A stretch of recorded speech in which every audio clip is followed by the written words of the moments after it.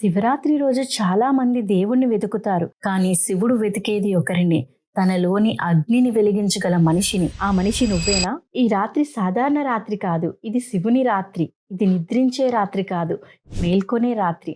శివుడు దేవుడు కాదు, ఒక స్థితి. అతను కొండల మీద కూర్చున్న యోగి మాత్రమే కాదు, మనలోని కోపాన్ని నియంత్రించగలిగే శక్తి, అహంకారాన్ని కాల్చే అగ్ని, భయాన్ని చీల్చే త్రిశూలం. ప్రపంచం గందరగోళంగా ఉన్నప్పుడు శివుడు శాంతి. ప్రపంచం అహంకారంతో మంటలేస్తుంటే శివుడు ఒక విరక్తి. ప్రపంచం అంధకారంలో మునిగితే శివుడు ఒక తాండవం. శివుని గలంలో నీలం ఎందుకో తెలుసా?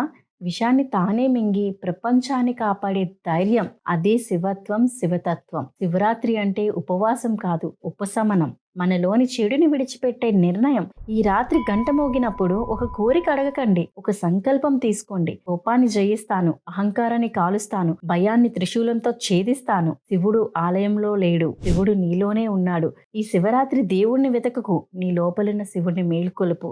హరహర మహాదేవ, శంభో శంకర.